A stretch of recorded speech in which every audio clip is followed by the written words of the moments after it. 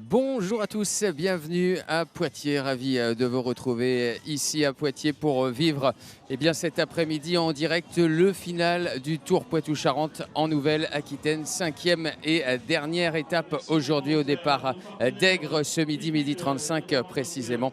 Le peloton qui doit parcourir 167 km 400 pour arriver ici à Poitiers. On connaîtra alors le successeur d'Arnaud Démare, vainqueur l'an passé. Pour l'instant, un coureur est bien parti pour l'emporter, c'est Christophe Laporte, lauréat de 3 des 4 étapes disputées déjà sur ce Tour du Poitou-Charentes. Christophe Laporte qui a en plus remporté le contre-la-montre hier. Il est bien parti, je le disais, Paul Brousse, pour remporter ce Tour du Poitou-Charentes. Paul, ancien coureur professionnel, sélectionneur de l'équipe de France féminine, vous êtes notre consultant. Évidemment, c'est le grand favori aujourd'hui, Christophe Laporte, pour s'imposer. Oui, tout à fait. Depuis ce début de semaine, il a montré qu'il était supérieur à ses adversaires, que ce soit sur les arrivées massives ou même hier dans le contre-la-montre. Donc ça reste vraiment le favori pour remporter le classement général. Et pourquoi pas la cerise sur le gâteau, elle a essayé d'aller gagner une 4e étape ici sur ce Tour du Poitou-Charentes, ici à Poitiers, puisqu'on sait qu'il a été le plus rapide quasiment sur toutes les arrivées, sauf hier matin où c'est Peluki qui l'a battu. Mais on sait que Christophe Laporte avait été gêné dans le dernier kilomètre. On va découvrir bien le classement général de ce Tour du Poitou-Charentes. Le voici, Christophe Laporte en tête. Il devance Tony Galopin de 33 secondes. Niki Terpstra de l'équipe Total Direct Energy est 3e à 41 secondes. Mills Scottson 4e à 44 secondes. Johan Payot 5e à 54 secondes.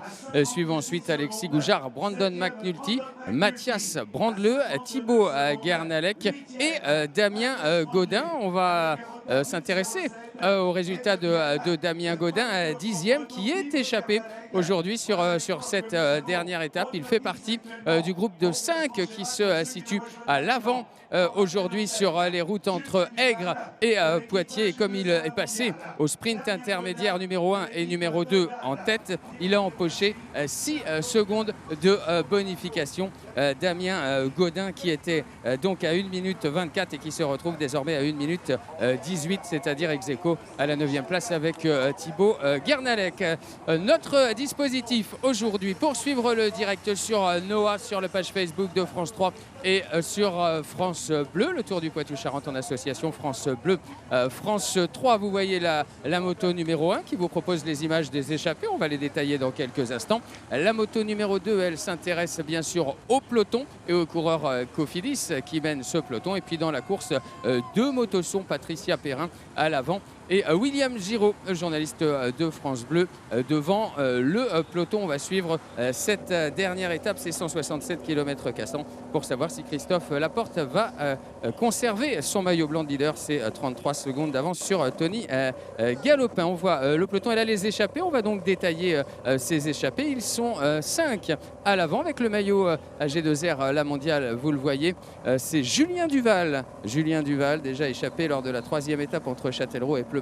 Il avait pris des bonifications dans cette étape, Julien Duval. Du coup, on s'est dit, bien voilà, il doit avoir un intérêt à prendre des bonifications. Il doit certainement faire le contre-la-montre à fond pour tenter de rattraper Christophe Laporte, puisqu'il n'était qu'à 17 secondes. Mais finalement, Julien Duval, il n'a pris que la 47e place du chrono à 2 minutes 13. Donc c'est trop compliqué pour lui, évidemment, au classement général aujourd'hui. En revanche, je vous en ai parlé, Damien Gaudin du team Total Direct Énergie est lui bien placé. 10e à 1 minute 24, plus ses 6 secondes de bonification. Il est donc maintenant 9e à 1 minute 18. Dans ce groupe d'échappés, également quelqu'un qu'on a déjà vu sur les routes du Tour Poitou-Charentes. Il s'est échappé lors de la première étape entre Niort et Rochefort-sur-Mer. C'est le Belge de Wallonie-Bruxelles, Kenny Molly, 32e du classement général à 2 minutes 38. Et puis l'accompagne également le Sud-Africain de Saint-Michel-Aubert, 93, Morne Van Niekerk, 30e du classement général à 2 minutes 32. Voilà, c'était un groupe de 4 coureurs qui s'étaient formés à l'avant. Et ces 4 ont été rejoints par un Italien, le coureur de la Bardiani, Francesco Romano, jeune Italien de 22 ans. Ce groupe de 5 a pris un avantage de plus de 2 minutes 10 avant de voir cet écart se réduire sous l'impulsion des coureurs de Groupama FDJ. Groupama FDJ, qui a réduit l'écart à 1 minute 10. Malheureusement, 2 chutes ont émaillé le retour du peloton et l'écart s'est creusé ensuite pour revenir aux alentours des 2 minutes. Et l'équipe Cofidis a ensuite repris les rênes du peloton et contrôle cette échappée. Paul Brousse, cette échappée de 5 coureurs a-t-elle des chances d'aller au bout et de se jouer la victoire d'étape ici à Poitiers dans une trentaine de kilomètres? Non, pour moi, ça me semble vraiment difficile ce qu'ils y aillent au bout. Là, on voit que leurs relais sont vraiment appuyés par Damien Gaudin, parce que lui, ce qu'il veut maintenant, c'est passer en ligne ici sur cette ligne arrivée aux couronneries pour prendre les 3 secondes de bonification du dernier sprint intermédiaire et puis prendre la place de Thibaut Ganderleck et devenir 9e du classement général. Mais après, pour aller jouer la victoire d'étape, je pense que ça va quand même être compliqué. Derrière, il y a plusieurs équipes qui vont avoir envie de revenir sur ses concurrents. On peut penser bien sûr à Cofidis pour Christophe Laporte. Et puis aussi à l'équipe Androni, puisque Matteo Pellucchi hier s'est imposé de fort belle manière à Pleumartin. Donc hier il nous l'a dit quand on l'a interviewé que le contre-la-montre, entre guillemets, il allait le faire pour le faire, mais que son objectif c'était de à nouveau remporter cette étape ici à Poitiers. Le peloton mené par les Cofidis du côté de Saint-Georges-les-Baillargeaux, un peloton qui est arrivé dans la Vienne et qui devrait donc entrer sur le circuit final dans quelques kilomètres. Circuit que les coureurs vont aborder par Buxerolles avant de rejoindre ici cette ligne d'arrivée à Poitiers où, vous le disiez, Paul, sera désigné le dernier sprint intermédiaire. Et ensuite, les coureurs réaliseront 2 tours de circuit, 2 tours de 14 km 600. Si vous étiez avec nous tout à l'heure, entre 13h et 14h15, vous avez suivi la course féminine picto-charentaise et vous avez vu la nouvelle difficulté de ce circuit, la côte des 4 cyprès qui est plus proche de l'arrivée que celle de la barre que les coureurs empruntaient régulièrement ces dernières années. Est-ce que ça peut faire la différence? Je parle bien sûr de victoire d'étape ici, Paul Brousse, cette nouvelle côte des 4 cyprès. Faire la différence, oui, pour moi ça va être plus difficile à manœuvrer que par le passé parce que c'est une bosse qui fait à peu près 1 km à pas très fort pourcentage, un maximum 6%, je crois que ça fait 4 minutes moyenne. Mais après le dernier kilomètre suite à ce grimpeur, il reste 1 km en faux plat montant et une belle attaque là-dedans, c'est sûr que ça va désorganiser les équipes de sprinters. Il n'y aura pas vraiment d'équipe pour maintenir un train comme on a pu le voir ces derniers jours. Donc ça va être plus décousu. Mais en tout cas, par rapport à ce que nous ont démontré les Cofidis et notamment Christophe Laporte, je pense que ça peut même encore lui aussi le favoriser ce genre d'arrivée. Total Direct Energy compte un coureur à l'avant, Damien Gaudin, on l'a dit, mais également un coureur mieux placé au classement général, Niki Terpstra, 3e à 41 secondes. Est-ce qu'on peut imaginer une course d'équipe de Total Direct Energy pour fatiguer l'équipe Cofidis et tenter quelque chose dans le final pour remporter cette épreuve? Oui, c'est sûr que Niki Terpstra, c'est un grand coureur. Il a déjà remporté le Tour des Flandres. Vous savez, le Tour des Flandres, c'est une succession de petits monts en Belgique qui font entre 500 mètres et 1,5 km. Donc finalement, c'est un peu le même type d'effort qu'on va retrouver ici dans le final. Donc c'est sûr qu'un grand champion comme Niki Terpstra, il va tenter quelque chose.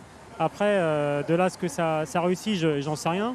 Mais en tout cas, on peut s'attendre à ce que derrière, il y ait une course de mouvement dans les derniers kilomètres.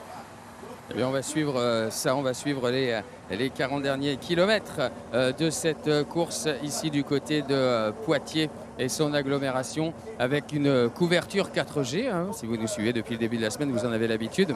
La couverture réalisée ici par France 3 et France Bleu pour vous permettre de découvrir ces images de ce Tour du Poitou-Charentes. Couverture réalisée grâce au réseau 4G qui fonctionne parfaitement cet après-midi. Ici, on en est ravis de vous montrer ces images de peloton. Devant ce peloton, justement, on devrait retrouver William Giraud, notre journaliste de France Bleu qui suit l'épreuve à nos côtés. William, vous nous confirmez, c'est l'équipe Cofidis qui imprime le train?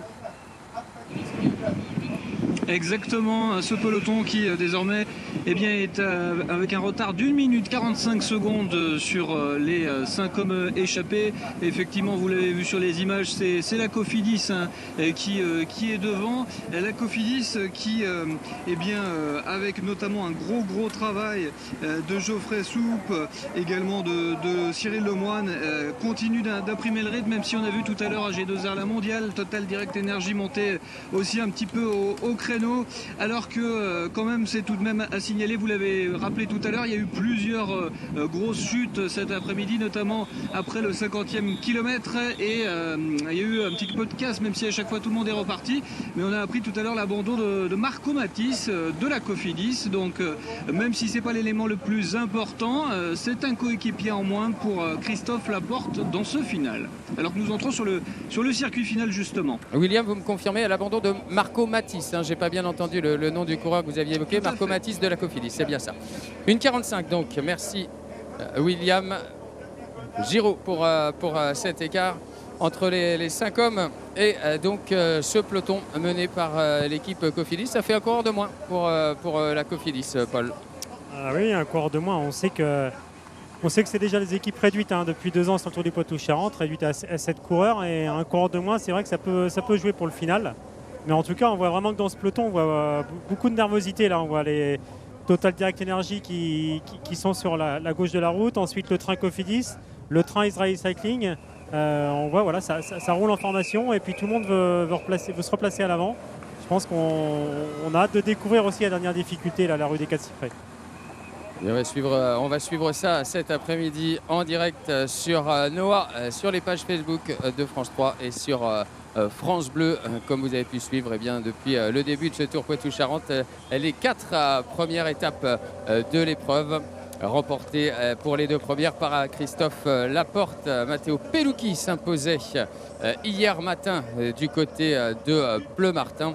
Avant le succès encore du sprinter rouleur de l'équipe Cofidis, Christophe Laporte, qui remportait le contre-la-montre avec 13 secondes d'avance sur Tony Galopin et 21 secondes sur Niki Terpstra. Un mot également du Charentais Johan Payot, qu'on attendait évidemment sur ces terres. Il termine 8e du chrono à 34 secondes. Johan Payot qui est donc 5e du classement général à 54 secondes.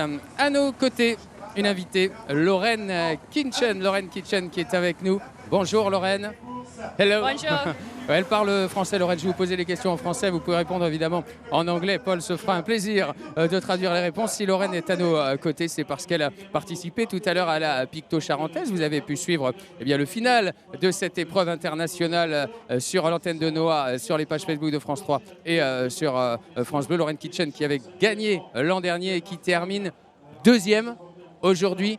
On imagine, Lorraine, que c'est une petite déception pour vous. Oui, last year when I won, it was c'est bon pour l'équipe et pour moi. But aujourd'hui, deuxième place, ok, c'est bon. Ouais. L'équipe, c'est bon aujourd'hui. Ouais, Lorraine qui fait l'amabilité de parler en français. Merci, effectivement. L'an dernier, c'était super parce que devant vos partenaires, vous aviez gagné l'épreuve. Cette année, vous terminez 2e, juste derrière la coureure de l'équipe de Charente-Maritime, Gladys Verhulst. Qu'est-ce qu'il a manqué pour remporter cette course? Ah oui, Gladys très fort aujourd'hui. Et l'équipe FDJ, c'est bon. Je suis contente with l'équipe aujourd'hui. Vous pouvez parler en anglais. Okay. Et Paul va traduire. I'm happy with how the team rode today. It was a really strong race from the whole team to break the peloton in the wind and then have 5 in 10 riders. So I think we did a really good race and but Gladys was very strong today. Ok, donc elle nous dit que ça a été un très bon travail d'équipe pour couper le peloton en plusieurs parties avec le vent de côté, du côté de la Germonnière. Et c'était difficile dans la première partie de course de couper ce peloton. Tout à fait, elle s'est retrouvée à 8, un gros travail d'équipe, mais finalement elle est tombée sur plus forte qu'elle, avec aujourd'hui Gladys Verus qui a bien manœuvré dans le sprint. On va retrouver dans quelques instants Gladys Verus. Merci Lauren Kitchen d'être passée. On sait que vous êtes un petit peu pressé pour l'équipe FDJ Nouvelle-Aquitaine, vainqueur l'an passé et là battu cette année. Merci beaucoup Lauren d'être venue nous voir. On va retrouver les hommes et le Tour du Poitou-Charentes en Nouvelle-Aquitaine, car les hommes de tête ne vont pas tarder à passer derrière nous ici sur cette ligne d'arrivée. Il restera très précisément 29 km à parcourir. 29 km, 2 tours de circuit autour de Poitiers. On retrouvera tout à l'heure la lauréate de la Picto charentaise également à nos côtés, évidemment, pour revenir avec elle aussi sur ce succès aujourd'hui. Un nouvel écart peut-être pour les hommes de tête, 1 minute 25. 1 minute 25 pour les hommes des têtes sur le peloton. 1 minute 25, voilà le peloton qui gère tranquillement cet écart entre cet avant du peloton de l'équipe Cofidis et les hommes de tête. Pour l'instant, une course plutôt facile pour l'équipe Cofidis. Oui, on va dire qu'il, comme depuis mardi dernier, il contrôle à la perfection ce peloton en maintenant à 1 minute 30, 2 minutes grand maximum l'écart avec les échappés. Et puis voilà, comme tous les autres jours, je pense qu'ils vont facilement trouver avec eux des alliés pour faciliter une arrivée au sprint massif. Mais là, on voit un gros travail à l'avant, notamment Damien Gaudin là, qui roule un maximum pour aller prendre, comme j'ai dit tout à l'heure, les bonifications. Puis là, ils arrivent au pied de la bosse, la difficulté finale, à 1 km de montée à partir d'ici. Ça va monter pendant 1 km à environ 4-5%, un passage à 6%. Et puis après, il restera encore 1 km pour rejoindre la ligne d'arrivée. Donc voilà, je pense que pour Damien Gaudin, ça va le faire pour aller chercher les 3 secondes de bonification. Eh bien, avant de les voir passer derrière nous ici sur cette ligne d'arrivée à Poitiers, on va retrouver Patricia Perrin en tête de course. Patricia, vous êtes avec les 5 hommes de tête, tout va bien à l'avant? Oui, tout va bien à l'avant. Donc c'est Julien Duval, vous le voyez peut-être sur ces images, qui est en tête là depuis le début de la bosse. Damien Gaudin juste derrière. Et puis on va bien voir si ces deux-là se font le sprint pour le Grand Prix de la Montagne. Damien Gaudin, voilà, il vient de prendre un bidon et il embraye et pour l'instant il est en tête donc dans cette côte. Ouais, Damien Gaudin. Et je vous confirme pour Marco Matisse, on a remonté le peloton tout à l'heure et du coup on l'a croisé dans les voitures. Il a arrêté et on avait vu Pérez au départ qui nous avait dit qu'il allait rouler et contrôler le peloton pour la Cofidis au départ et qu'après le travail serait pour quelqu'un d'autre. Bien voilà, c'est le cas. Patricia, merci. Alors que le peloton derrière aborde cette côte des 4 cyprès. 1 minute d'écart, parce que si on voit le peloton au bas de cette côte, c'est que le peloton s'est rapproché sur les hommes de tête. On va certainement voir Damien Gaudin tenter de prendre les bonifications au sprint intermédiaire sur la ligne d'arrivée ici à Poitiers. Le virage, il reste un peu plus d'1 kilomètre ici avant de se retrouver sur cette ligne d'arrivée. Oui, Damien Gaudin qui va certainement tenter de prendre 3 secondes de plus sur cette ligne. Il restera alors 29,2 km à parcourir, 2 tours de ce circuit qu'on découvre sur ces images de Julien Delage en ce qui concerne la tête de course et Antoine Morel pour le peloton. Période de ravitaillement en même temps pour les coureurs, alors qu'on nous annonce un contre à l'arrière dans la côte des 4 cyprès. 3 hommes qui seraient sortis du peloton pour tenter de rejoindre les hommes de tête. Les hommes de tête qui ne vont pas tarder à arriver devant nous, un carrefour ici, puis ensuite 300 mètres pour arriver au dernier virage et c'est 400 mètres pour venir ici sur cette ligne d'arrivée. Derrière, le contre est repris, le peloton est donc encore groupé, mais on le voit, certains ont des fourmis dans les jambes et quand ils ont envie de sortir, ils choisissent la côte des 4 cyprès, Paul. C'est là que ça s'y prête le plus. Ouais, on voit les images depuis tout à l'heure de l'échappée. On voit que chez tous les concurrents, c'est dur. Comme on dit, on se bat avec le vélo. Ça balance à gauche et à droite. Ça veut dire que cette difficulté, elle fait mal. Il faut rappeler aussi, Freddy, qu'il fait vraiment très chaud cet après-midi là sur Poitiers. On est au 4e jour de course et je pense que finalement, là, ce nouveau final proposé par Alain Clouet et son équipe peut-être nous réserver des surprises. Le passage des 5 hommes de tête dans quelques instants, le dernier virage. Et ils vont aborder ce final, ces 400 derniers mètres, pas tout à fait droit.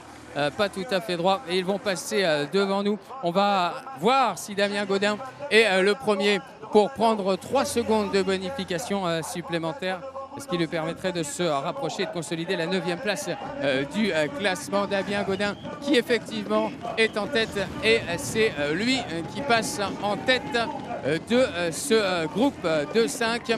L'écart avec le peloton, on a pris le chrono. Les 5 hommes qui sont passés en 3:07:26 et l'écart avec le peloton qui est déjà de 15 secondes. William Giraud en tête de peloton. Est-ce qu'il y a du mouvement dans ce peloton justement ? Oui, puisqu'il y a eu un nouveau contre à nouveau, c'était lui, il était déjà dans la partie, un coureur d'AG2R. Alors on n'a pas pu voir son dossard, c'est soit Tony Galopin, soit Alexis Goujard, mais vous allez le voir passer devant la ligne, il a bien 15 d'avance sur le peloton, et il est en train de faire un petit numéro pour essayer de rallier les hommes échappés. Effectivement, il passe derrière nous, Alexis Goujard de l'équipe AG2R, la mondiale. Non, c'est pas Alexis Goujard. Non, pas du tout. C'est Alex Daumont. Alex Daumont, exactement. C'est Axel Daumont qui est passé sur cette ligne avec un petit peu plus de 45 secondes. Le peloton, lui, un petit peu plus de 50 secondes des 5 hommes de tête. C'est Axel Daumont, William, pour votre information, qui est donc intercalé et qui a tenté de sortir du peloton. Axel Daumont qui est 101e au classement général à plus de 16 minutes. L'enseignement à 2 tours de l'arrivée, c'est que Damien Gaudin a empoché 9 secondes de bonification au classement général. Le coureur de Total Direct Énergie prend donc la 9e place à Thibaut Guernalec. 1 minute et 15 secondes de retard désormais pour Damien Gaudin sur Christophe Laporte. Puisqu'on parle des coureurs d'AG2R, la mondiale, Paul, avec notamment Axel Daumont, ils sont 2 très bien placés. C'est surtout Tony Galopin qui est 2e à 33 secondes, et puis Alexis Goujard qui est également bien placé, 6e à 56 secondes. Est-ce qu'on peut espérer quelque chose de la part de l'équipe AG2R la mondiale ? On les voit déjà à l'œuvre, avec Julien Duval dans l'échappée et Axel Daumont en contre. Là, c'est justement, j'allais vous faire remarquer ça, Freddy. Julien Duval est à l'avant et il continue à rouler à fond. Derrière, on a lancé Axel Daumont aussi en contre-attaque. Donc là, c'est vraiment qu'on se prépare une offensive de soit Alexis Goujard, soit Tony Galopin. Mais en tout cas, je pense que du côté des 2 leaders de la AG2R Prévoyance, on ne va pas en rester là et on va tenter des choses dans les prochains kilomètres. C'est une évidence. Un point sur les hommes de tête, ce groupe de 5. Julien Duval, dossard 14. Là, vous voyez le coureur de la Bardiani, Francesco Romano, et son dossard numéro 85. Devant lui, je vous en parlais, dossard 14, Julien Duval, Damien Gaudin dans son maillot Total Direct Énergie. Devant lui, Kenny Molly, maillot jaune de Wallonie-Bruxelles, et Morne Van Niekerk, maillot orange, le Sud-Africain de Saint-Michel-Aubert 93. Derrière, Axel Daumont est repris par le peloton. Axel Daumont repris par le peloton. Il y a donc 5 hommes de tête qui comptent 50 secondes d'avance sur le peloton. 50 secondes d'avance. Voici les coéquipiers de Christophe Laporte, Loïc Chetou et Pete Leder. Loïc Chetou, Pete Leder qui ne sont plus dans le peloton et qui viennent de passer derrière nous sur la ligne d'arrivée. Ça veut dire avec l'abandon de Marco Matisse, 3 coéquipiers de moins pour Christophe Laporte. Ils ne sont donc plus que 4 en tout avec le leader, 4 en tout du côté de la Cofidis pour ces 29 derniers kilomètres. Oui, plus que 4 coureurs, donc ça veut dire 3 coéquipiers autour de Christophe Laporte. Oui, ça commence à devenir un petit peu inquiétant peut-être pour la Cofidis. Surtout qu'on voit que voilà, AG2R la mondiale va vraiment tenter des choses, c'est une évidence. Total Direct Energy aussi, ils ont Damien Gaudin. Et comme on disait tout à l'heure, Niki Terpstra va pas en rester là non plus. Donc attention, final palpitant. Et puis, est-ce que pour la première fois depuis le début de la semaine, on va voir une équipe Cofidis un petit peu en difficulté ? J'ai l'impression que c'est un peu le cas là sur cette fin d'étape. Mais on va voir ça dans quelques instants, effectivement. Est-ce que l'équipe Cofidis va réussir à protéger jusqu'au bout son leader Christophe Laporte? 3 coureurs pour protéger ce leader et éventuellement jouer une victoire d'étape dans le final. On va suivre ça dans quelques instants, mais on va bien sûr parler aussi de cyclisme féminin, comme je vous le disais tout à l'heure, avec la victoire lors de la Picto charentaise, la 4e édition de cette épreuve internationale de Gladys Verhulst. Gladys qui est à nos côtés. Bonjour Gladys, félicitations pour cette victoire aujourd'hui ici sur la Picto charentaise. On va aborder avec vous cette course, comment ça s'est passé, puisqu'il reste encore plus de 25 km dans la course masculine. Mais je vous propose d'abord de la découvrir en images, cette course. Résumé signé Olivier Rioux. Place d'Armes ce matin. Tout était prévu pour un grand départ, un bel événement féminin. 22 équipes étaient inscrites, mais sur la ligne, seulement 12 ont pris le départ. On est vraiment déçus puisque c'est un manque de respect de la part des équipes. On a payé des hébergements et des hébergements qui sont restés vides alors qu'on n'a pas forcément été prévenus pour toutes les équipes. Donc une certaine déception, mais on va quand même essayer de parler de celles qui sont présentes. La Picto charentaise, 8 boucles de 14 km autour de Poitiers. 63 femmes au départ, premier kilomètre timide, groupées, avant de voir une première échappée. Sur les 8 filles, 4 appartiennent à la FDJ Nouvelle-Aquitaine Futuroscope et une du petit poussé de cette course, de l'équipe Charente-Maritime Women Cycling, Gladys Verhulst. L'écart ira jusqu'à 1 minute 20 d'avance sur le peloton. Et puis, dans les dernières boucles, 3 femmes accélèrent et attaquent pour s'extraire de cette échappée. La brésilienne Dossard 51, Lauren Kitchen de la FDJ Nouvelle-Aquitaine Futuroscope et Gladys Verhulst, Dossard 12.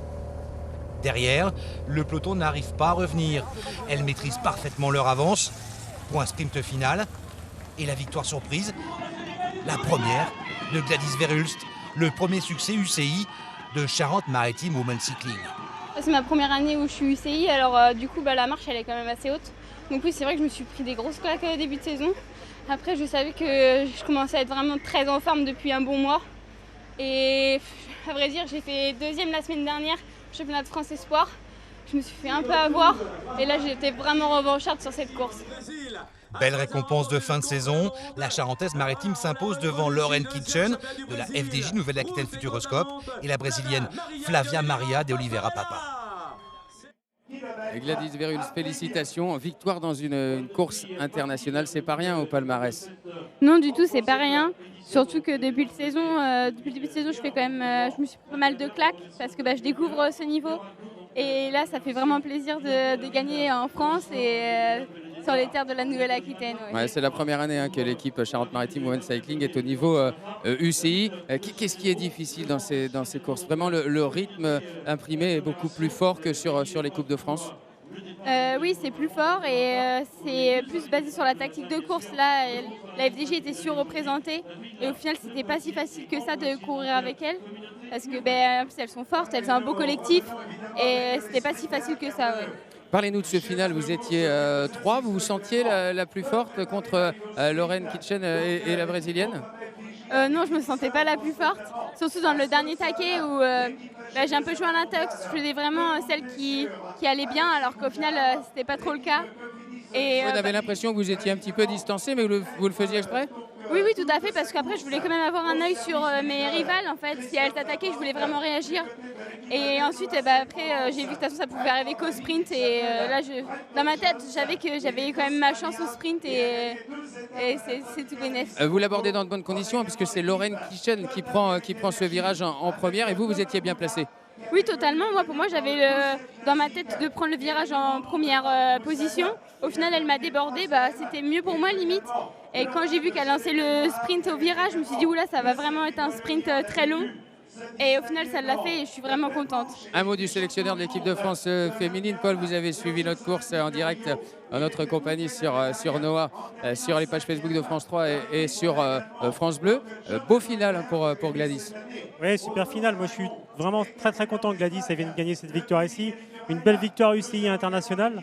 C'est souvent que je lui envoie des petits messages et je l'encourage parce que c'est une fille qui est très offensive tout au long de l'année, qui des fois tente des choses un peu impossibles, mais finalement à faire ça elle progresse. Là, quand je l'ai vu courir sur le final, je me suis dit là, elle court pour faire 12e ou 3e. Et puis finalement, je pense que c'était clairement la plus forte aujourd'hui. Donc vraiment un grand bravo. Et puis surtout qu'elle continue comme ça à courir de cette manière. Et c'est comme ça qu'elle va encore progresser et aller au plus haut niveau, je l'espère, au niveau mondial. Et Gladys, ils font plaisir ces mots de Paul Brousse? Mais ça me fait plaisir. Après, je sais que Paul, tout au long de l'année, il a quand même eu un œil sur moi. Et il m'a permis d'aller aux Jeux européens cette année. Et je pense que grâce à l'équipe de France, ça me permet de prendre de plus en plus d'expérience et je les remercie en tout cas. Merci beaucoup Gladys et félicitations pour cette victoire. On retourne tout de suite à l'avant de la course, on retrouve Patricia Perrin. Ça bouge en tête de course, Patricia? Oui, ça bouge en tête de course. Alors on a toujours les 5 hommes échappés qui descendent de la côte de Bonilé. Et à l'arrière, on nous annonce une contre-attaque à 20 secondes. Je crois que William doit apercevoir le coureur qui contre-attaque. Alors on va essayer, on va poser la question à William Giraud à l'avant du peloton. Un contre s'est formé, William. Exactement, c'est formé à hauteur de Montamisé. Là maintenant nous sommes à Bonillet et 3 hommes qui sont dans cette contre-attaque avec 15 secondes d'avance sur le peloton. Il y a le coureur d'AG2R la mondiale Alexandre Geniez. Il y a également Alexis Renard d'Israël Cycling et puis un dernier coureur de Roubaix-Lille Métropole, Samuel Leroux. Voilà les 3 hommes qui ont compté jusqu'à 15-20 bonnes secondes sur le peloton. Cette avance elle a un petit peu fondu à l'entrée de Bonillet et d'ailleurs Samuel Leroux qui est largué et derrière du coup il reste plus que Alexandre Geniez, j'ai bien l'impression, et non, c'est pas Samuel Leroux qui est largué, c'est Alexis Renard. Donc deux hommes qui essayent de rejoindre les 5 échappés.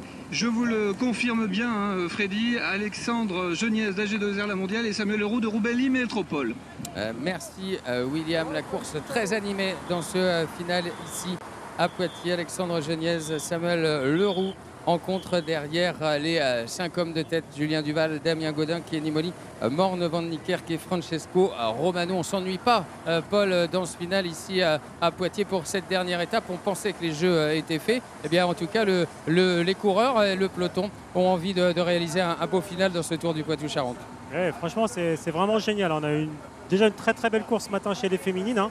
Ça a été beaucoup de suspense jusqu'au dernier mètre de la course. Et puis là, chez les hommes, on voit qu'à un peu plus de 15 km de la ligne d'arrivée, on tente tout, hein, notamment chez AG2R la mondiale, à l'avant avec Julien Duval. Derrière, on a eu l'échappée de Daumont. Et puis là, c'est maintenant Geniez qui tente encore quelque chose. Hein. Geniez, c'est pas n'importe qui. Il a gagné une étape au Tour d'Espagne l'an passé. Et donc, on va dire que les derniers étages de la fusée AG2R, c'est Goujard et c'est Galopin. Donc je pense que là va y avoir le feu dans la bosse des 4 cyprès. Galopin qui fait partie de vos favoris, hein, Tony Galopin aujourd'hui. Oui, alors je voudrais pas lui porter malheur parce que j'ai pas été très bon depuis le début de la semaine. Monsieur Christophe Laporte, vous nous l'aviez annoncé. Ouais, une fois, mais bon après, je préfère rien dire. En tout cas, Tony, c'est sûr que c'est un final qu'il va apprécier. Et puis voilà, ce matin on a eu la victoire d'une Française. Ça serait bien aussi qu'on voit un Français s'imposer une nouvelle fois ici aussi à Poitiers. Alexandre Geniez, vous l'avez dit, vainqueur d'étape sur le Tour d'Espagne l'an dernier. Il avait déjà remporté en 2013 et 2016 2 autres étapes. Lui qui est un habitué à se montrer sur le Tour de l'Ain, quadruple vainqueur 2015, 2016, 2017 et 2019. Est-ce que contre ces 2 coureurs vont parvenir à rejoindre les 5 hommes de tête? On pose la question tout de suite à Patricia Perrin. Et alors oui, hein, c'est sûr, ils ne sont plus qu'à 20 mètres. La jonction va pas tarder à se faire. On a vu effectivement devant que du coup Julien Duval ne prenait plus les relais. Il s'est retourné plusieurs fois pour voir où était son coéquipier derrière. Et là, ça y est, juste à l'entrée dans Poitiers, on voit le panneau Buxerolles rayé à l'entrée dans Poitiers. Donc ils ne sont plus 5, mais 7. Merci Patricia. 7 hommes en tête. Samuel Leroux fait partie de ces hommes. Alexandre Geniez est revenu sur son coéquipier Julien Duval. Julien Duval, Damien Gaudin, Kenny Molly, Morne Van Niekerk et Francesco Romano, échappé depuis le début de cette étape. Goujard, hein. Ce serait Alexis Goujard, hein, qu'on a vu en image là. C'est Alexis Goujard qui est dans ce groupe de tête. Ce n'est pas Alexandre Géniez a priori. Vous nous confirmerez Patricia, mais on a bien vu à l'écran sur ces images de Julien Delage, c'est Alexis Goujard qui est rentré et c'est très intéressant au classement général pour Alexis Goujard qui n'est que 6e à 56 secondes. Voilà G2R la mondiale qui fait la course cet après-midi et on est moins surpris de voir Alexis Goujard très bien placé au classement général être rentré sur le groupe de tête, Paul. Ouais, non, là c'est génial et puis on voit tout de suite que dès qu'Alexis a fait l'injonction avec le groupe d'échappée, il a parlé dans l'oreillette, il a prévenu Julien Duval qu'il était rentré. Et là, on voit Julien Duval qui se met littéralement à la planche. Là. On est dans une partie faux plat montant, là, on ne se rend pas compte à la télé, mais là, ça fait mal. Et là, Julien Duval, il va se sacrifier jusqu'au bout avant de s'écarter, je pense, dans la rue des 4 Cyprès. Et en tout cas, il se met à la planche pour son leader, Alexis Goujard. Voilà, c'est un autre vainqueur d'étape sur le Tour d'Espagne. C'était en 2015 pour Alexis Goujard. 35 secondes à l'écart, 35 secondes d'avance pour les 7 de tête sur le peloton. 35 secondes d'avance pour les 7 hommes de tête et donc le mieux placé au classement général, Alexis Goujard qui compte 56 secondes de retard au classement général, mais 35 d'avance dans cette dernière étape du Tour du Poitou-Charentes en Nouvelle-Aquitaine qui nous promet un final très intéressant. Aujourd'hui sur ces routes du Tour Poitou-Charentes. Les coureurs qui vont repasser derrière nous sur cette ligne d'arrivée dans quelques minutes. Ils vont bientôt aborder la côte des 4 Cyprès. Ils sont là dans la rue de la Vincendrie. Vous voyez la mosquée de Poitiers. Bientôt le virage et l'abord de cette rue des 4 Cyprès. Et cette montée de plus d'1 kilomètre pour venir ici 1200 mètres précisément à 5 et 8% pour ensuite arriver ici rue de Nimègue. Les hommes de tête auront-ils encore de l'avance sur la ligne d'arrivée? On nous annonce un écart qui descend à 20 secondes maintenant. On nous annonce 20 secondes de retard. L'écart qui fond. Et si William Giraud est à l'avant du peloton, eh bien qu'il n'hésite pas à intervenir pour nous dire si c'est bien l'équipe Cofidis qui roule en tête de peloton pour protéger le maillot blanc de leader ou si l'équipe Cofidis a trouvé un allié de circonstance. On vous écoute, William. Eh bien la Cofidis n'est pas forcément, même si c'est filles, la Cofidis était en train d'emmener ce peloton, mais on avait vu dans le virage en bas de la rue des 4 Cyprès, c'était Tony Galopin qui était dans le virage en tête, mais finalement c'est la Cofidis là pour l'instant. On a Geoffrey Soupe et Cyril Lemoine qui sont effectivement en tête de ce peloton, avec derrière également quelques coureurs de la Bardiani voilà, qui voudraient également peut-être remettre Matteo Pellucchi dans les meilleures dispositions. Donc voilà ce peloton qui a attaqué le premier quart de ce kilomètre 200 de cette rue des 4 Cyprès. C'est donc la Cofidis qui est bien repassée devant. Il n'était pas en tête dans le virage les coéquipiers du leader Christophe Laporte, mais là ils ont remis les pendules à l'heure et ils sont à nouveau devant. On a vu Antoine Duchesne en difficulté en queue de peloton. La présence de Tony Galopin à l'avant, Paul, confirme bien le scénario que vous envisagiez.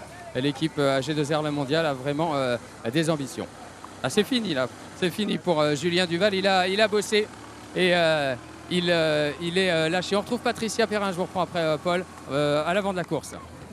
Oui voilà, c'est ça, il a fait un signe, Julien Duval, à Alexis Goujard. Alexis Goujard a semblé le regarder, lui dire déjà. Et voilà, et là donc Alexis Goujard va s'accrocher, Damien Gaudin est repassé devant et on hausse un petit peu le rythme, mais c'est grimaçant, ça grimace à l'avant et on sait que si on veut avoir une chance, c'est le moment là, il faut y aller à fond dans la montée. Ouais, c'est un peu dur aussi pour Francesco Romano qui a eu du mal à boucher l'écart, là, les quelques mètres qui distancés de Kenny Molly et puis Morne Van Niekerk en queue de ce groupe d'échappés. Ils ne sont plus que 6 donc en tête. Alexis Goujard, Damien Gaudin, Kenny Molly, Morne Van Niekerk et Francesco Romano. Ils vont bientôt arriver derrière nous, aborder ce dernier virage. Si vous connaissez Poitiers du côté de la piscine, de la pépinière et du vélodrome, puisqu'on parle de cyclisme, le virage, voilà, passage devant France 3. les locaux de France 3. On salue tous les collègues, comme je l'ai fait au début de l'après-midi, qui sont en train de vous préparer le journal régional de France 3 Poitou-Charentes à 19h. Ce dernier virage, il est là. Il arrive et ensuite ce sera bien le passage sur la ligne d'arrivée et le dernier tour, les 14 km 600 à parcourir pour se disputer ici la victoire d'étape et pour certains le maillot blanc de leader. On les aperçoit, les hommes de tête, ils vont passer ici avec Kenny Molly qui mène ce groupe, le coureur belge de 22 ans. Échappé lors de la première étape entre Niort et Rochefort. Kenny Molly qui passe devant Alexis Goujard et Damien Godin. Troisième position. Le chrono 5 secondes, déjà 2 passages, 5 secondes et le peloton qui arrive derrière, mené effectivement par un coureur de la Cofidis. Le peloton, le voici, déjà 18 secondes que les échappés sont passés derrière nous. 20 secondes d'écart.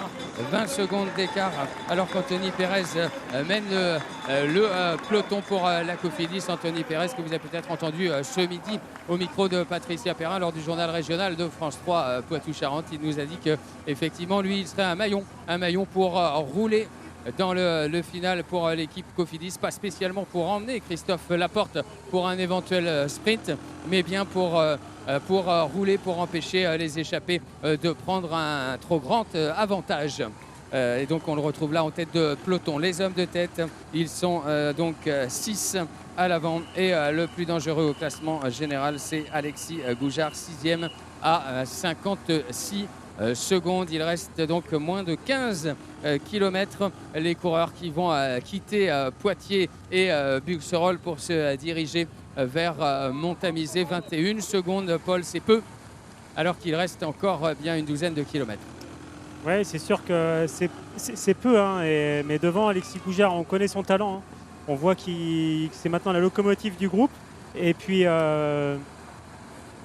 on voit qu'il reste quand même des bons rouleurs. Hein. Damien Godin, malgré tous les efforts qu'il a fait, on l'a vu continuer aussi à passer des relais. Et puis, il a encore de la main-d'œuvre. On voit que les autres coureurs continuent avec Alexis Goujard. Mais bon, derrière, Cofidis avait l'air assez serein. Et puis, de toute manière, pour Cofidis, ils avaient dit que le général, c'était la priorité. Alexis Goujard, il a 56 secondes de retard sur Christophe Laporte. Donc voilà, ils vont essayer de maintenir à moins de 30 secondes l'écart, mais s'ils sentent qu'ils sont un peu dans la difficulté, ils ne vont pas chercher absolument à revenir pour la victoire d'étape. Damien Godin, excellent rouleur, effectivement, vainqueur du Trobro-Léon 2017. Il faut s'imposer hein, sur ces routes de Bretagne. Et puis, bien surtout, lauréat de plusieurs prologues, comme celui du Paris-Nice en 2013, du Tour du Luxembourg en 2017 et 2018 et du Tour du Portugal. L'écart remonte légèrement, 25 secondes d'avance au dernier chrono que nous venons de recevoir. Voici les hommes de tête menés toujours par le coureur d'AG2R La Mondiale, Alexis Goujard. Dans ce groupe, on a parlé de Kenny Molly, 9e de Paris 3 2019. Morne Van Niekerk, lui, connaît bien ces routes. Alors qu'il y a une attaque peut-être? Non, c'est pas une attaque. Je vais vous parler de Morne Van Niekerk, le Sud-Africain. Mais on retrouve d'abord Patricia Perrin à l'avant de la course. Ça bouge toujours. Oui, en fait, ouais, ça a bougé et on a bien failli assister à une belle attaque de Damien Godin. Et en fait, il a été gêné par une moto de la sécurité. Et du coup, ça l'a un peu coupé dans son attaque. Mais sinon, on s'enflammait. Mais on avait bien raison de s'enflammer. Il avait l'intention d'en placer une. Merci Patricia. On semblait voir en image effectivement qu'il préparait quelque chose. Je vous parlais du Sud-Africain Morne Van Niekerk qui connaît bien les routes ici de la région puisqu'il a remporté la route d'or du Poitou à Civray, le souvenir Rousse-Perrin, mais également le Grand Prix de Montamisé. Oui, le Grand Prix de Montamisé, voilà, il se dirige vers Montamisé justement, le Sud-Africain de Saint-Michel-Aubert. Oui, c'est sûr. Première année professionnelle pour lui. Il était encore chez les amateurs l'an passé. C'est un sacré coursier, toujours à l'attaque. On l'a vu remporter aussi le classement des grimpeurs la semaine passée lors du Tour du Limousin. Donc ça veut dire qu'il est vraiment en forme parce que pour aller chercher le maillot des grimpeurs en Limousin, quand on connaît la difficulté du parcours, c'est quelqu'un qui est en forme et toujours à l'attaque. Voilà. Et pour saluer la famille Folgeroux, il a également été deuxième du Grand Prix d'Availle Limousine.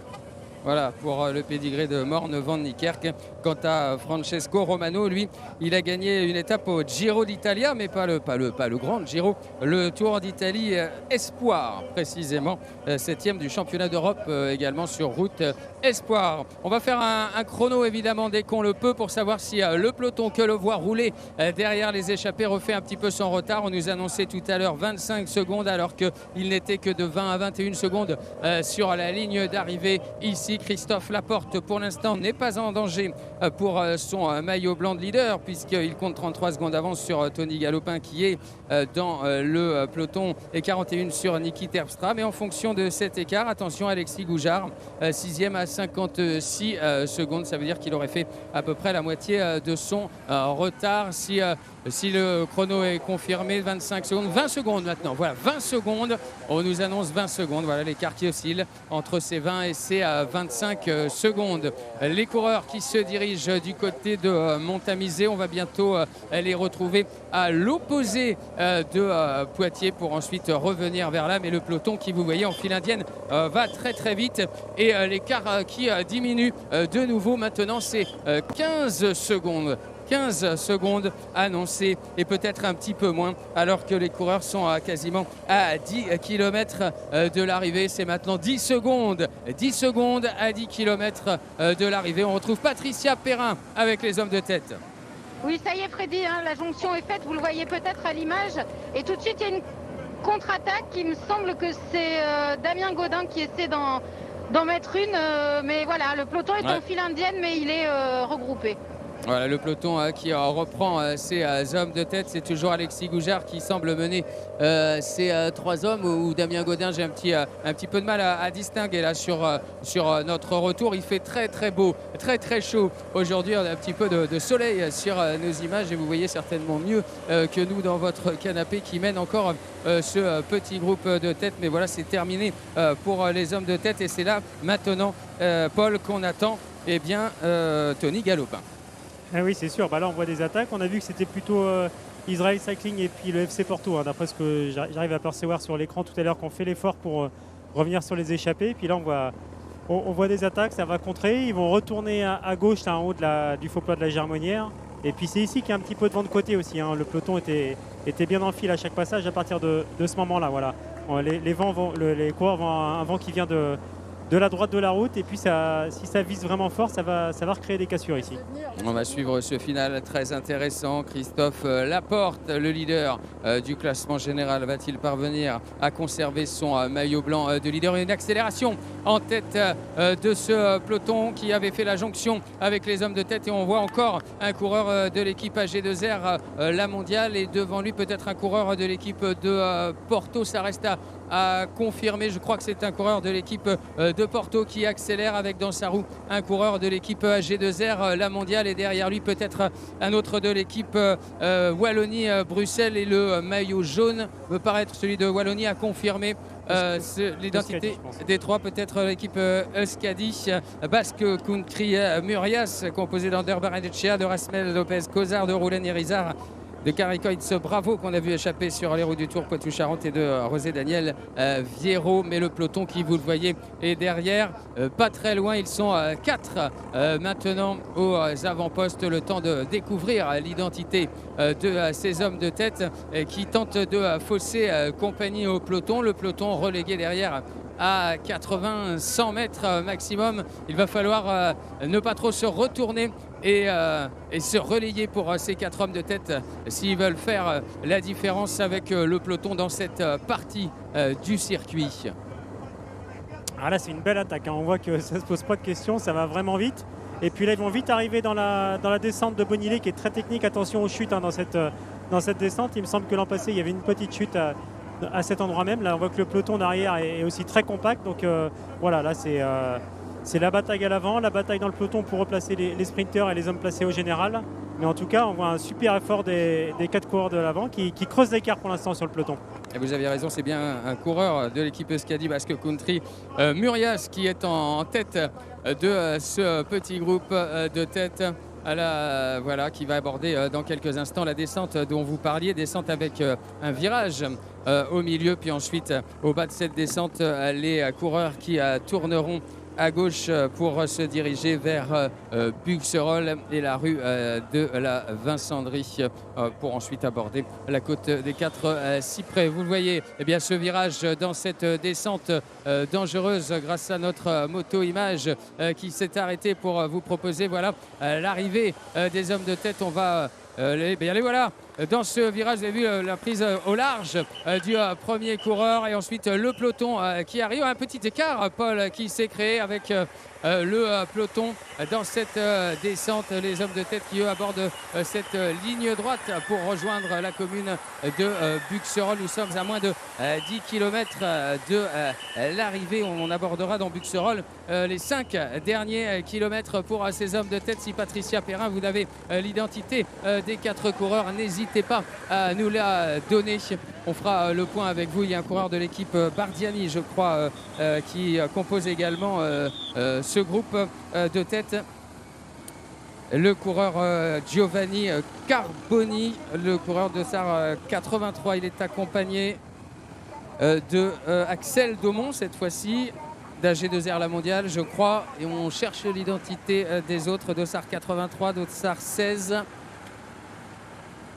Dossard 134, Rodriguez Lorenzo de Porto et Dossard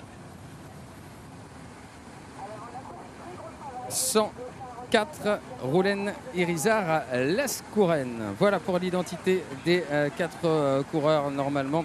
Giovanni Carboni pour l'équipe Bardiani. Pour la formation AG2R La Mondiale, Axel Daumont.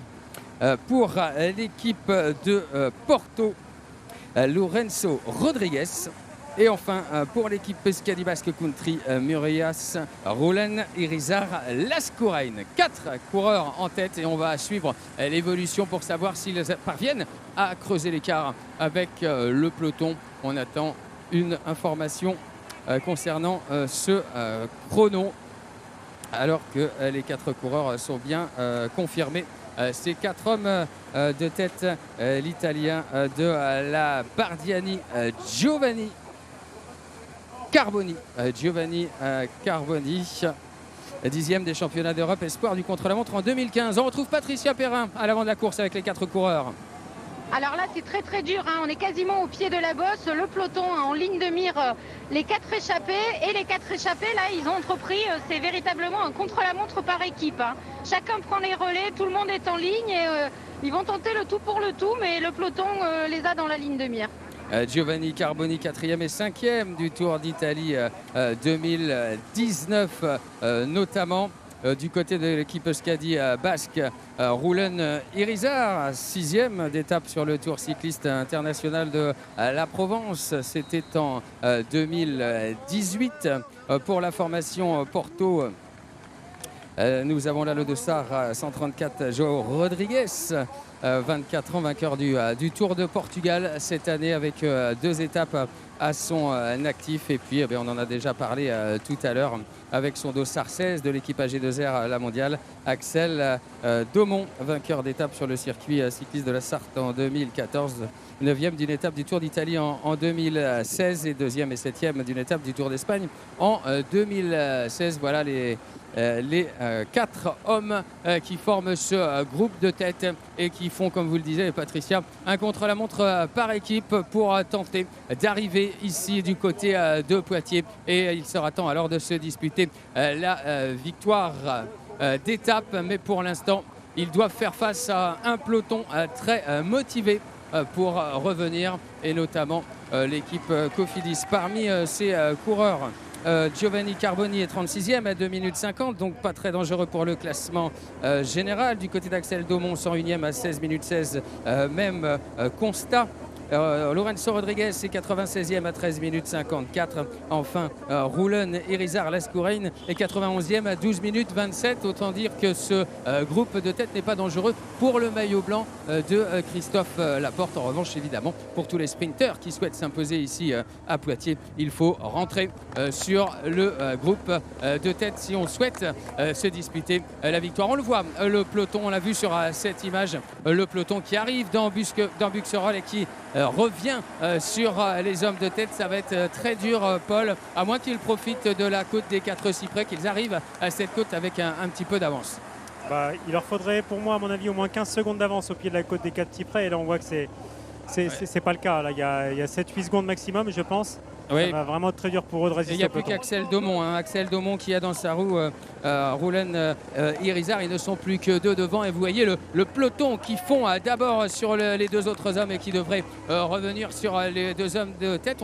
On aura peut-être finalement un peloton assez massif pour l'arrivée à Poitiers, sauf si Axel Daumont et Roulène Irizar parviennent à conserver un petit peu d'avance, mais ça paraît un petit peu juste pour les hommes de tête. Vous le voyez derrière le peloton qui revient, notamment emmené par un coureur de la Cofidis, alors qu'on abordera dans quelques instants la côte des 4 cyprès.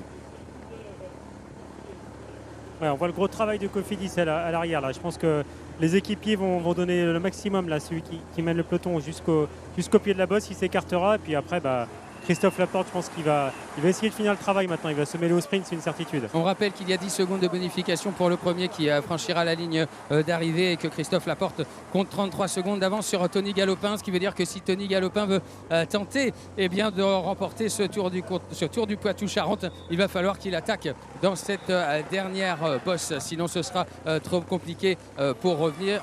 Et on peut imaginer, comme vous le disiez, Paul, voilà l'attaque de la côte des 4 cyprès avec l'équipe Cofidis toujours en tête de peloton. Christophe Laporte qui pour l'instant est dans un fauteuil. Il est bien emmené par ses coéquipiers. Si on me confirme bien que c'est un coureur Cofidis à l'avant, je crois voir le maillot rouge et blanc de l'équipe Cofidis, mais j'ai un doute sur mon retour un peu du côté de la ligne d'arrivée ensoleillée. C'est pas sûr que ce soit un coureur de la Cofidis. Si vous me confirmez, c'est pas certain. C'est un Androni, c'est un coureur de l'Androni qui peut amener ici sur cette ligne d'arrivée l'un des vainqueurs d'étape. Ici, c'est Matteo Pelucchi qui s'est imposé déjà hier, et on pourrait donc assister à une course de ses coéquipiers d'Androni pour bien l'emmener ici à l'arrivée à Poitiers. Il ne reste plus que 2 kilomètres.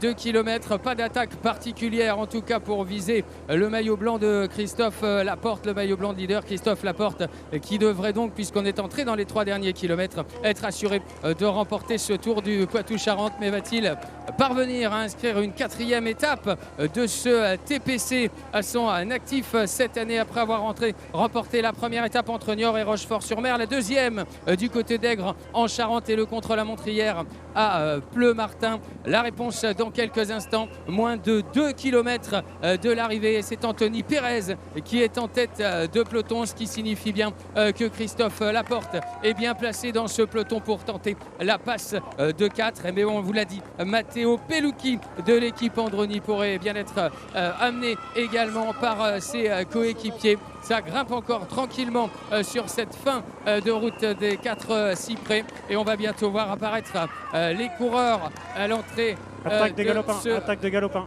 C'est attaque de Galopin, Paul, attaque de Galopin dans le final, le baroud d'honneur d'équipe AG2R La Mondiale qui a beaucoup roulé, qui a dynamité cette course aujourd'hui et qui tente de s'extraire du peloton. Je vous l'ai dit, il y a 10 secondes de bonification à empocher ici sur la ligne, et donc il faudra au moins pour Tony Galopin, s'il parvenait à s'imposer, créer un écart de plus de 23 secondes sur Christophe Laporte, si toutefois le sprinter de la Cofidis ne prenait pas les 6 secondes et les 4 secondes évoluent au 2e et 3e de cette étape. Mais Christophe Laporte, il est là, il est toujours là. L'équipe Groupama FDJ est bien placée également dans ce final. Vous voyez le château d'eau, les coureurs qui prennent le dernier virage, et on va les voir apparaître ici derrière nous, les coureurs de ce Tour du Poitou-Charentes, la dernière ligne droite de cette épreuve avec un sprint ici évidemment.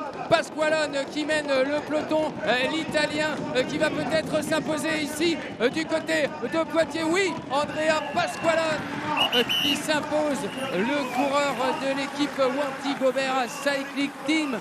Victoire de l'Italien Andrea Pasqualone, lauréat ici à Poitiers. Victoire donc d'un Italien. Paul, vous avez surveillé ce peloton et vous allez nous confirmer que Christophe Laporte a bien passé la ligne d'arrivée et remporte le Tour du Poitou-Charentes 2019. Oui, c'est sûr, Christophe Laporte remporte le Tour du Poitou-Charentes. Là, c'est Andrea Pasqualone qui s'impose devant Chimolai et Anthony Roux. Donc ça a été un sprint de moelleux, comme on dit, parce qu'on a vu que ça attaquait de toutes parts dans les derniers hectomètres. Et en tout cas, voilà, c'est une belle victoire de Pasqualone. C'est vrai on ne l'avait pas trop vu depuis ce début de Tour Poitou-Charentes, une fois dans le top 5, il me semble. Exactement. Et là, du coup, sur un sprint légèrement montant, il est venu s'imposer ici. Lui qui avait terminé 3e déjà en 2017 entre Roumazières et Poitiers, l'Italien premier du Grand Prix de Plumec, Morbihan l'année dernière du Tour du Luxembourg également, avec 2 victoires d'étape, si mes souvenirs sont bons, au Tour du Luxembourg 2018. C'est donc lui qui s'impose. On va essayer d'avoir le classement de cette étape. Les 3 premiers, confirmez vos propos avec le coureur d'Israël Cycling Academy qui prendrait la 2e place de cette étape. On va voir l'arrivée au ralenti pour analyser toutes ces images. Le voici, l'arrivée au sprint. Paul, je vous laisse commenter ce sprint. Et Pasqualone très fort. Oui, on voit Pasqualone très fort, qui s'impose nettement, parce qu'il y a plus d'un vélo d'avance sur Davide Chimolai. 3e, Anthony Roux. 4e, ça doit être Thomas Bouda. Et ensuite, on a du mal à voir un petit peu la télé. Je pense que c'est Guardini peut-être, le coureur de l'équipe Bardiani. Et puis aussi Matteo Pellucchi. En tout cas, les 4 premiers, c'est sûr. Thomas Bouda 4e, je pense. Thomas Bouda 4e. Voilà la victoire d'un Italien ici donc à Poitiers et le succès au classement général final d'un sprinter rouleur, celui de l'équipe Cofidis, Christophe Laporte, qui va donc terminer ce Tour du Poitou-Charentes avec une avance confortable, 33 secondes sur Tony Galopin. Si on a la confirmation évidemment que Tony Galopin était bien dans le peloton, mais on l'a vu attaquer, donc il n'y a pas de raison qu'il n'y soit pas. Et 3e de ce classement général final, Niki Terpstra à 41 secondes, si le Néerlandais était lui aussi parmi ce peloton qui a franchi la ligne d'arrivée ici à Poitiers. Christophe Laporte, lauréat de 3 étapes, et 2 Italiens lauréats des deux autres étapes, Pellucci et Pasqualone. Voilà le bilan de ce Tour du Poitou-Charentes, Paul. Oui, c'est sûr, des beaux vainqueurs. Après, du coup, il y a beaucoup d'équipes qui ont rien remporté sur ce Tour du Poitou-Charentes. Mais en tout cas, on peut souligner quand même aujourd'hui la belle course offensive de l'équipe AG2R, la mondiale, qui ont essayé malgré tout de venir contrecarrer les plans de la Cofidis et puis des équipes de sprinters. C'est bien, moi je trouve, même Tony Galopin là, qui tente dans les derniers hectomètres. C'est un bel effort qu'il fait à moins d'1 kilomètre de la ligne. Parce qu'on sait que Tony, sur un sprint comme ça, il aurait pu jouer carrément le sprint et puis aller faire une passe. Non, il a essayé de distancer le Christophe Laporte.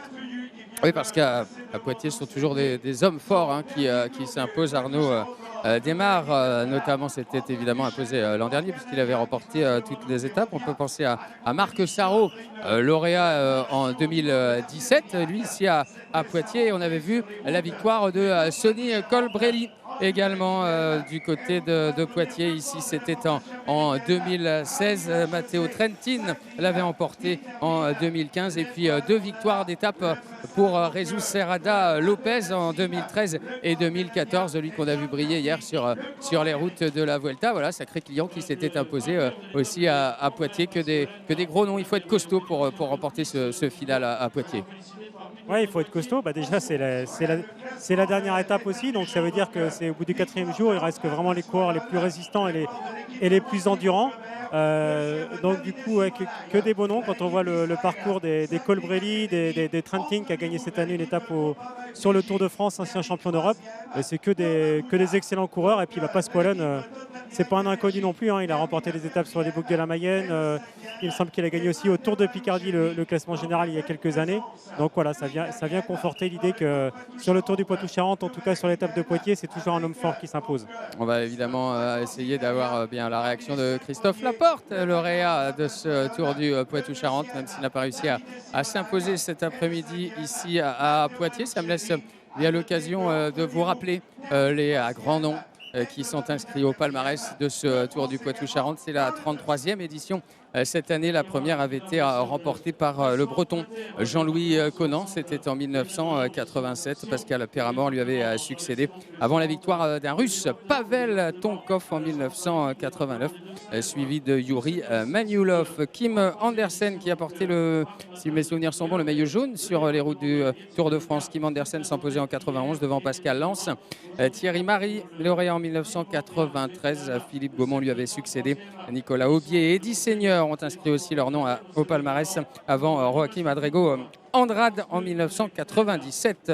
1998 avait vu la victoire de Laurie Haus devant, il avait gagné en 1998 devant David Millard. Voilà, c'est le nom que je cherchais, David Millard, deuxième en 99, en 98, Christophe Moreau, vainqueur en 99, Floyd Landis en 2000, Jens Voigt, le doublé 2001-2003, entre les deux c'est Guido Trentin qui s'était imposé, succès de Stéphane Barth en 2004 et puis le début des succès de Sylvain Chavanel 2005-2006, le doublé pour le Châtel-Rodet, Thomas Vauclair lui avait succédé en 2007, Benoît Vaugrenard en 2008, Gustave-Éric Larsson, le rouleur, s'était imposé en 2009, Jimmy Angoulevent en 2010, Jesse Sergent en 2011, Luc Durbridge en 2012, Thomas Vauclair pour le doublé en 2013 et puis ensuite Sylvain Chavanel en 2014 et 2016. Le recordman de victoire, 4 succès pour Sylvain Chavanel. Tony Martin, encore un grand nom du cyclisme mondial, vainqueur du Tour du Poitou-Charentes, c'était en 2015, Mads Pedersen en 2017 et donc Arnaud Desmar en 2018. Et Christophe Laporte en 2019. Voilà pour les vainqueurs de ce Tour du Poitou-Charentes auquel on peut, Paul, ajouter des noms de prestige également sur le sprint. Ella Viviani, Marc Cavendish, Arnaud Demar, Nasser Bouhanni, Christophe Laporte. Cette année, sacré palmarès pour ce TPC. Ouais, sacré palmarès. Le Tour du Poitou-Charentes, c'est vraiment une épreuve qui va révéler les sprinteurs et les rouleurs. Hein. On a vu aussi sur les contre-la-montre s'imposer des Dosset, des Durbridge. Donc c'est vraiment une épreuve de référence pour tous les sprinteurs et pour aussi les rouleurs. Alors que voilà Andrea Pasqualone qui va nous rejoindre. Andrea Pasqualone qui va nous rejoindre, vainqueur aujourd'hui, le voici. Andrea, à peine le temps de souffler, hein. C'est vrai qu'on leur demande beaucoup, 167 km 400, un sprint final et venir ici nous répondre à nos questions directement. Andrea Pasqualone qui va venir répondre à nos questions. L'Italien, deuxième Italien, vainqueur d'étape sur ce Tour du Poitou-Charentes après Matteo Pellucchi, lauréat de la demi-étape disputée hier entre Châtellerault et Pleumartin. Succès donc aujourd'hui d'Andrea Pasqualone. Je vous rappelais tout à l'heure son palmarès. On l'a vu sur les routes du Tour de France. On l'a vu notamment passer des sprints intermédiaires en tête. Andrea Pasqualone, on vous l'avait signifié dans le sujet réalisé avant ce Tour du Poitou-Charentes, des coureurs à suivre au cours de cette belle épreuve disputée ici sur les routes du Poitou-Charentes en Nouvelle-Aquitaine, la nouvelle appellation du Tour. Andrea Pasqualone va-t-il nous rejoindre? Oui, il arrive, le temps de s'essuyer un petit peu. On leur laisse un petit peu de temps avec cette chaleur aujourd'hui du côté de Poitiers, à 30 à 31 degrés annoncé. Voilà le coureur de l'équipe Wanty Groupe Gobert. Félicitations, Andrea. Je vous laisse prendre place. Allez-y, installez-vous ici. Andrea, bravo. Comment avez-vous vécu ce final? Yes, I speak a little bit in English. Yes, okay. in English. The final was so very nice for me because I know from 3 years ago, and then I arrived just. Il est félicité par ses coéquipiers. Allez-y, les coéquipiers du groupe Wanty Gobert. Voilà un final qui était très bon pour lui. Il le connaissait puisqu'il était venu il y a 3 ans, nous dit-il. Allez-y, je vous en prie. Yeah, I know this finish from 3 years ago because I arrived third in this stage. I remember that I won Marc Soro and second Viviani and third me. And then today, okay, I say to my teammate, I think it's a good day for me. We work, and we have a dream, and for sure on the end of the stage, it's possible that we win the stage. And okay, the victory arrived. I very thanks for all the job of my teammates, and I thank you to very much my team Wanty Gobert. Voilà, il remercie évidemment son équipe Wanty Gobert. Il salue ses coéquipiers qui ont fait un gros travail. C'était un rêve de s'imposer. Ils avaient dans l'idée, dans la tête de s'imposer. Ils ont bien bossé. Lui qui connaissait cette arrivée pour l'avoir déjà vu, c'était il y a 3 ans, nous dit-il. Il a eu également quelques conseils, je crois, Paul, au niveau pour bien aborder ce final. Oui, apparemment, ils avaient un petit peu reconnu aussi ce matin, je pense, dans le bus où on sait que les directeurs sportifs travaillent avec tous les moyens qu'ils ont à leur disposition. Et puis ils avaient mis en place une tactique. Et comme il a dit, ils ont rêvé ce matin de s'imposer tous ensemble. Et puis c'est ce qui s'est passé. Donc très content. Merci à vous. Beaucoup, merci beaucoup. Andrea Pasqualone, vainqueur de cette dernière étape du Tour du Poitou-Charentes 2019. Merci beaucoup, Andrea, et félicitations à vous, à toute l'équipe Wanty Groupe Gobert qui s'impose ici. L'équipe Wanty qui s'est rajoutée à cette liste d'équipes présentes cette année. 18 formations composées au maximum de 7 coureurs. Ils étaient exactement 120. Au départ mardi de Niort pour la première étape entre Niort et Rochefort-sur-Mer. Une première étape, je vous le rappelle, remportée au sprint par Christophe Laporte, le sprinter de la Cofidis qui endossait le maillot blanc de leader pour ne jamais le lâcher puisqu'il récidivait le lendemain à Aigres en Charente à l'issue de cette deuxième étape entre Rochefort-sur-Mer et Aigres. Un deuxième succès d'étape au sprint, mais plus difficile que le premier, avec notamment les coureurs d'Israël Cycling Academy et Davide Cimolai qui étaient très bien placés, mais il a su prendre la roue de l'Italien pour le sauter juste avant la ligne et s'imposer pour la deuxième fois dans ce Tour du Poitou-Charentes. Il a été gêné ensuite lors de la troisième étape, il n'a pas pu lutter pour la victoire et c'est donc l'Italien Matteo Pellucchi qui en a profité, qui s'est montré le plus fort du côté de Pleumartin pour remporter la troisième étape du Tour Poitou-Charentes. Mais sur le chrono, Christophe Laporte a montré qu'il était le plus fort en s'imposant devant des spécialistes. 13 secondes d'avance sur Tony Galopin, 21 sur Niki Terpstra, 24 sur Miles Scotson, 27 sur Mathias Brandeleu et sur son coéquipier Anthony Perez à la Cofidis. Voilà, il a écrasé la concurrence sur ce contre-la-montre, Christophe Laporte. Et sur ce Tour du Poitou-Charentes, l'équipe Cofidis qui aura donc géré cet après-midi entre Aigres et Poitiers pour une arrivée au sprint. Certes que Christophe Laporte n'a pas remporté, puisque vous l'avez vu, c'est l'Italien Andrea Pasqualone qui s'impose. L'Italien Andrea Pasqualone qui s'impose devant Davide Cimolai, et comme le disait Paul, qui a bien vu, puisque le troisième n'est autre qu'Anthony Roux, le quatrième Thomas Bouda et le cinquième toujours bien placé, j'en faisais mon favori aujourd'hui, Matteo Malucelli. Au classement général final, eh bien Christophe Laporte devance Tony Galopin de 33 secondes et Niki Terpstra de 41 secondes. Je vous le disais tout à l'heure, les deux hommes étaient donc dans le peloton. Pas de changement. Miles Scotson et Johan Payot finissant 4e et 5e. C'est un classement général, néanmoins provisoire. Allez, on va en profiter, Paul, pour revoir cette arrivée ici à Poitiers et le succès d'Andrea Pasqualone. On voulait avoir Christophe Laporte. La retransmission va bientôt se terminer. Je ne sais pas si on va pouvoir avoir une réaction du vainqueur de ce Tour du Poitou-Charentes. Je ne le vois pas arriver ici au niveau du Carpodium. On revoit l'arrivée, en tout cas, d'Andrea Pasqualone, vainqueur de cette étape devant Davide Cimolai et Anthony Roux.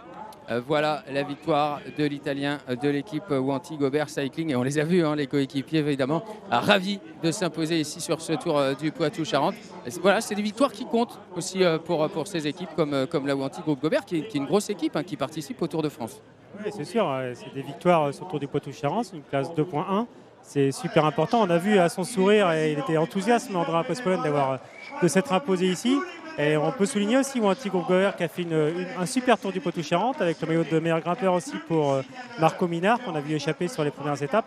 Donc un très beau tour pour Wanty Groupe Gobert. Et voilà, bravo à eux, bravo à toute l'équipe. Il était vraiment content. Puis on ressent un petit peu comme ce Tour de France une grande solidarité, beaucoup d'entraide dans cette équipe Wanty Groupe Gobert. Merci Paul Brousse de nous avoir accompagnés tout au long de ce Tour du Poitou-Charentes débuté mardi. Merci à vous pour votre analyse d'expert. Vous êtes le sélectionneur de l'équipe de France féminine. On vous souhaite évidemment, Paul, de bons championnats du monde avec l'équipe de France.